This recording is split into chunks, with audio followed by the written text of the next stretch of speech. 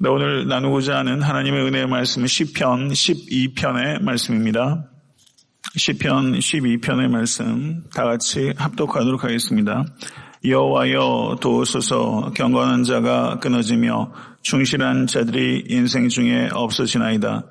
그들이 이웃에게 각기 거짓을 말하며 아첨하는 입술과 두 마음으로 말하는도다. 여호와께서 모든 아첨하는 입술과 자랑하는 혀를 끊으시리니 그들이 말하기를 우리의 혀가 이기리라. 우리 입술은 우리 것이니 우리를 주관할 자 누구리요 하미로다. 여호와의 말씀에 가련한 자들의 눌림과 궁핍한 자들의 탄식으로 말미암아 내가 이제 일어나 그가 원하는 안전한 지대에 두리라 하시도다. 여호와의 말씀은 순결하며 흑도관 위에 7번 단련한 은 같도다. 여호와여 그들을 지키사 이 세대로부터 영원까지 보존하시리이다. 비열함이 인생 중에 높임을 받는 때에 악인들이 곳곳에서 날뛰는도다. 아멘. 하나님의 말씀입니다. 네, 오늘 시편 12편의 말씀 역시 탄식 시라고 할 수 있습니다. 여기에서 보게 되면요, 특별히 그 언어 생활에 대해서 이야기하고 있는 것을 알 수가 있는데요. 그 악한 사회의 특징은 무엇인가? 그것은 악한 말이 범람하는 것이 악한 사회다. 이렇게 볼 수 있다는 것입니다. 본문에서는 악인의 말들과 하나님의 말씀이 대조가 되고 있습니다. 범람하는 악한 말들로 인해서 분별력을 잃고 살아갈 것인가? 아니면 범람하는 악한 말들 속에서 하나님의 말씀을 신뢰하며 정결하게 분별력을 지키며 살 것인가? 이것이 항상 우리가 경험하는 기로다. 이렇게 말할 수 있을 것입니다. 1절의 말씀을 보시면 여호와여 도우소서. 경건한 자가 끊어지며 충실한 자들이 인생에서 없어지나이다 라고 말하면서 단도직입적으로 여호와여 도우소서 이렇게 말하고 있습니다. 도처에 악이 범람할 때, 악이 횡행할 때 경건한 자와 충실된 자를 찾아보는 것은 어렵습니다. 이 자리에 계신 모든 권속들께서 경건하고 충실한 성도 되실 수 있게 되기를 바랍니다.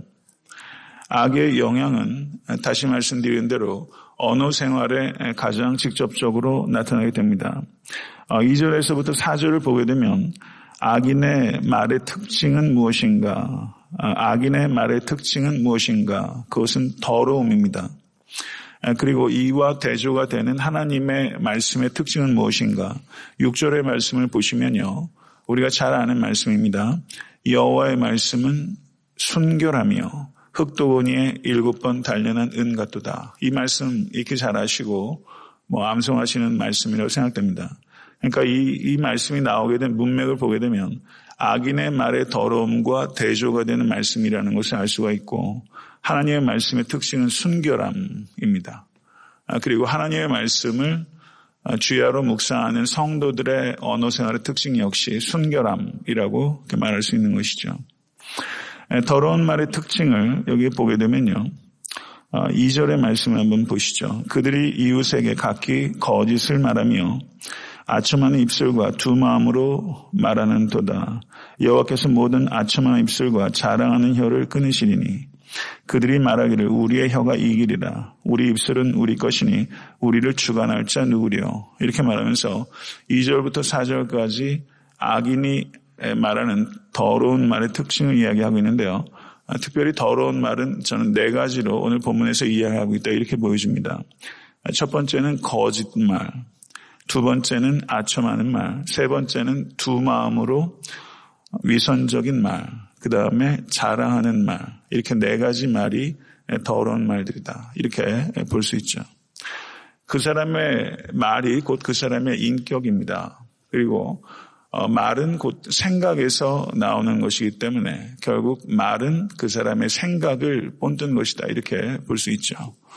말만 잘한다 이렇게 말 듣는 것 조롱이지만 말처럼 잘해야 되는 것 없습니다. 성도 여러분, 우리의 언어 생활을 한번 깊이 되돌아볼 수 있게 되기를 간절히 바라고요.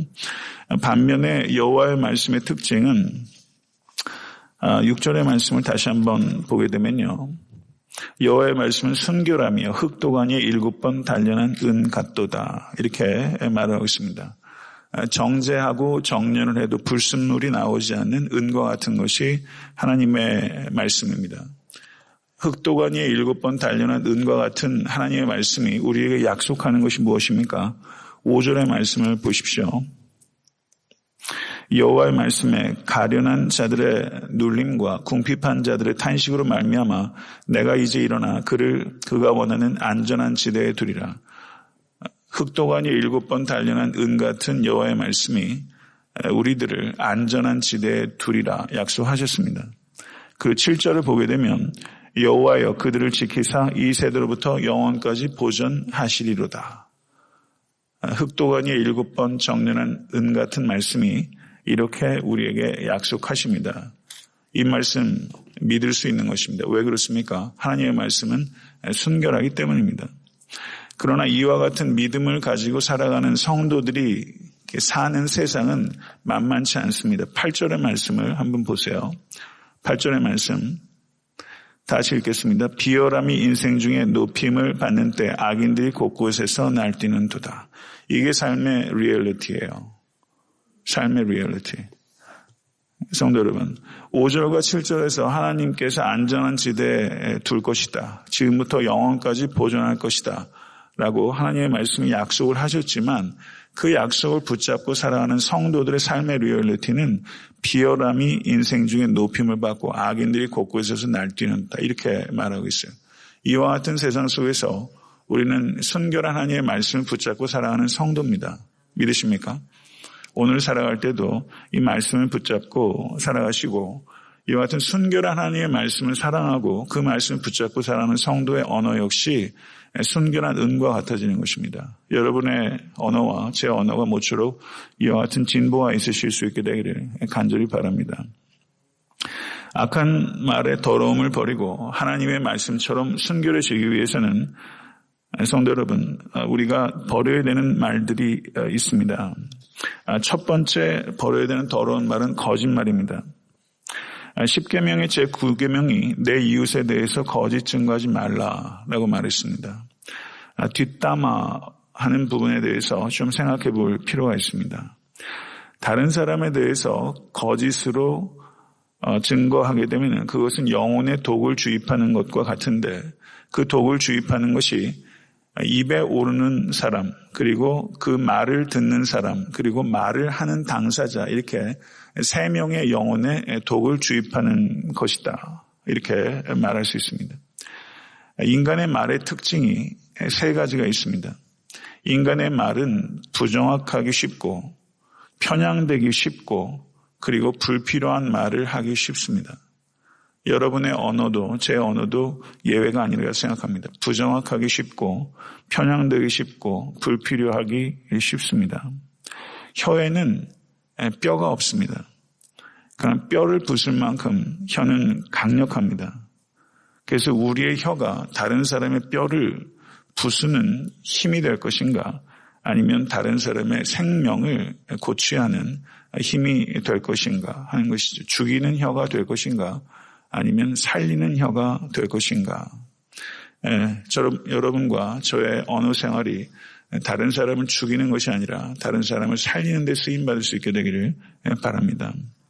한 가지 더 강조하고 싶은 것은 진실을 말해야 할 때 침묵하는 것은 거짓말을 하는 것과 같다. 성경의 가르침입니다. 레위기 5장 1절을 보게 되면 누구든지 증인이 되어 맹세시키는 소리를 듣고도 그 본 일이나 아는 일을 진술치 아니하면 죄가 있나니 그 허물이 그에게로 돌아갈 것이요 라고 말합니다. 내가 침묵함으로 인해서 내가 본 일이나 아는 일을 침묵함으로 인해서 다른 사람이 위험에 빠지거나 불이익에 당할 수 있다는 것입니다. 그때 침묵하는 것은 악을 막지 않고 침묵으로 일관하는 것은 악을 허용할 뿐만 아니라 악을 조장하는 것이기 때문에 그것은 거짓말하는 것이다. 이것이 성경의 가르침입니다. 두 번째, 우리가 퍼내야 하는 말은 아첨하는 말입니다. 아첨은 남의 환심을 사서 이익을 얻으려고 하는 유의 거짓말이라고 할 수 있습니다. 아첨에 대한 경계가 구약과 신약에 12번 등장하고 있습니다. 대표적인 말씀 가운데 하나가 잠언 26장 23절입니다. 사람을 경책하는 자는 혀로 아첨하는 자보다 나중에 더욱 사랑을 받느니라. 잠언 29장 5절을 보게 되면 이웃에게 아첨하는 것은 그의 발 앞에 그물을 치는 것이니라. 이렇게 말을 하고 있습니다. 신약 성경을 보게 되면 거짓 교사들의 특징이 아첨하는 말입니다. 로마서 16장 18절을 보시게 되면 이 같은 자들은 우리 주 그리스도를 섬기지 아니하고 다만 자기들의 배만 섬기나니 교활한 말과 아첨하는 말로 순진한 자들의 마음을 미혹하느니라. 유다서 16절을 보셔도 이 사람들은 원망하는 자며 불만을 토하는 자며 그 정욕대로 행하는 자라. 그 입으로 자랑하는 말을 하며 이익을 위해서 아첨하느니라. 이렇게 말씀하고 있습니다. 세상의 지식인들이 돈에 참 약합니다. 그리고 권력에 약합니다. 그래서 권력을 옹호하고 하는 일들에 지식인들이 동원되는 어용 지식인들이 참 많은데요. 목사들 역시 예외가 아닐 수 있다는 것을 경계해야 한다고 생각합니다. 권력과 거리를 두고 참된 책망을 할 수 있는 목회자, 그리고 잘한 것에 대해서는 참된 칭찬을 할 수 있는 목회자가 되어야 되는 것이 저는 기본이라고 생각하는데 그게 참 쉽지 않은 일입니다. 저를 비롯해서 이 땅의 목회자들이 큰 목회를 하든 소위 작은 목회를 하든 상관없이 권력과 금력과 일정한 거리를 두고 참된 책망과 또는 참된 칭찬을 할 수 있는 그와 같은 목회자가 된다면 얼마나 좋겠습니까? 이와 같은 일들을 위해서 기도해 주시길 바랍니다. 안중근 의사가 수능안시입니다. 제가 수능안시인데요. 리슨 감옥에서 안중근 의사가 그 유묵을 많이 남겼어요. 저는 안중근 의사 참 훌륭한 사람이라고 생각합니다. 그런데 사형당할 때까지 감옥에서 계속 유묵으로 그 글씨를 남겼는데 그중에 안중근 의사가 남긴 글씨 가운데 하나가 보물로 다 제정이 되어 있는데요. 거기에 이런 글씨가 있습니다. 논어의 하기편에 나오는 글씨인데 안중근 의사가 뭐라고 썼냐면 빈이무첨, 빈이무교, 이렇게 빈이무첨, 부이무교, 가난하지만 아첨하지 않고 부자라고 교만하지 않는다. 이 글귀가 그런 뜻이에요. 이게 성경 말씀은 아니지만 성경적인 가치를 나타낸다고 저는 생각합니다. 빈이무첨, 가난하지만 아첨하지 않고 부이무교, 부자이지만 교만하지 않는다. 이렇게만 처신해도 이 사람 썩 훌륭한 사람이라고 할 수 있죠. 가난해도 아첨하지 않는다. 이게 선비의 태도라면 그리스도인들의 태도는 얼마나 더 그러해야겠습니까? 세 번째, 여러분과 제가 퍼내야 되는 더러운 말은 위선적인 말입니다. 예전에 제가 안중근 의사 일화를 설교 중에 오래전 얘기입니다. 제가 일화를 소개한 게 하나 있는데요. 안중근 의사가 어렸을 때 아버지가 애지중지하는 벼루를 그만 깨뜨리고 말았습니다. 그랬더니 종들이 더 놀라가지고 안중근 의사에게 도련님, 우리가 대신 벌을 받겠습니다. 이렇게 이야기를 했더니 이 어린 안중근 의사가 내가 깨뜨린 것을 왜 너희가 벌을 받느냐. 그래서 그날 저녁에 아버지에게 치동을 당했습니다. 어찌나 아버지가 매를 세차게 때리든지 안중근 의사의 종아리에서 피가 날 지경이었습니다. 그래서 종들이 안중근 의사에게 이런 얘기를 했다는 거예요. 도련님, 그래서 우리가 했다고 하면 되었을 것을 왜 그렇게 하셨습니까? 그랬더니 안중근 의사가 이렇게 말했다는 것입니다. 다리는 아프다마는 마음은 편하다. 다리든 아프다마는 마음은 편하다.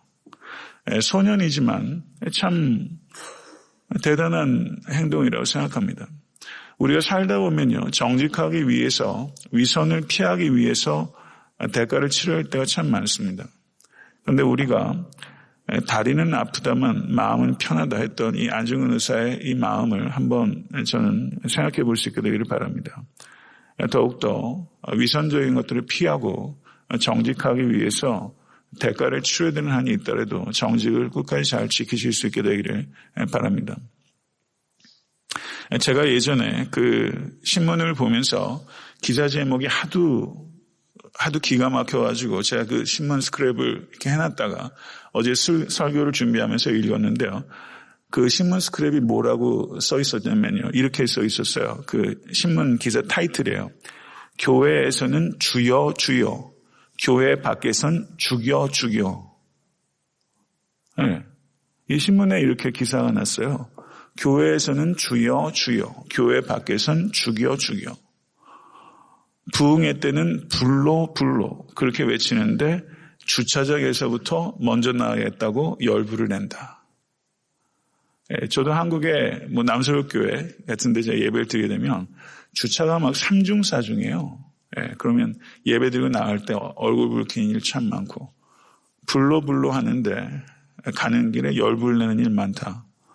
그런 내용들로 이렇게 신문에 기사 나온 거 제가 봤는데요. 저희가 부흥회를 하게 됩니다. 교회에서 그 기사에 그런 내용이 쓰여 있어요. 교회에서 너무 그 센 불을 타령한다. 그런데 불이라는 게 음식을 하다 보면 약불도 있고 중불도 있고 강불도 있고 그렇잖아요. 그런데 우리가 불을 너무 센 불만 타령한다. 그런 취지의 기사였어요. 약한 불이 무엇인가? 거기에 기사에 그런 내용이 적혀 있었습니다. 성경 말씀을 바르게 선포하고 깨달은 것을 매일의 삶 가운데 실천하는 것이 약불이다. 대단해 보이지 않아도 평범해 보인다 할지라도 강한 불이 갖지 못한 능력을 가지고 있는 것이 약한 불이다. 그런 내용으로 기사에 적어놓은 걸 봤습니다. 저는 깊이 생각해 볼 일이라고 생각합니다. 모쪼록 우리 가운데 있는 그 위선적인 언어생활, 위선적인 신앙생활들을 버리고 더욱더 정직한 그런 신앙생활 하실 수 있는 여러분과 제가 될 수 있게 되길 바랍니다. 우리가 퍼내야 되는 네 번째 더러운 말은 자랑하는 말입니다. 세상적 자랑에 대한 경고 그리고 하나님만을 자랑하라는 권면이 성경에 거의 100회 가까이 등장합니다. 시편 97편 7절을 보면 허무한 것으로 자랑하는 자는 다 수치를 당할 것이라 이렇게 말을 하고 있습니다. 성도 여러분, 허무한 것을 자랑하지 않으실 수 있게 되기를 바랍니다. 고린도전서 1장 29절에서 31절을 보게 되면 이는 아무 육체라도 하나님 앞에서 자랑하지 못하게 하려 하십니다. 너희는 하나님께로부터 나서 그리스도 예수 안에 있고 예수는 하나님께로 나서 우리에게 지혜와 의로움과 거룩함과 구속함이 되었으니 기록된 바 자랑하는 자는 주 안에서 자랑하라 함과 같게 하려 함이니라. 아멘. 예수 그리스도의 십자가만 자랑하는 여러분과 제가 될 수 있기를 바랍니다. 십자가만 자랑하는 교회가 될 수 있기를 간절히 바랍니다. 우리가 버려야 되는 더러운 말 네 가지는 뭐라고 했습니까? 첫째는 거짓말, 둘째는 아첨하는 말, 셋째는 위선적인 말, 넷째는 자랑하는 말. 이 네 가지 더러운 것들을 퍼내십시오. 그리고 하나님의 순결한 정련된 은과 같은 깨끗한 말로 여러분들의 영혼과 저의 영혼이 채워질 수 있게 되기를 간절히 바라고, 성화는 곧 언어 생활과 밀접한 관계가 있는 것입니다. 오늘 하루 살아가시면서도 슬기로운 언어의 주인이 되실 수 있는 여러분과 제가 될 수 있게 되기를 간절히 소원합니다.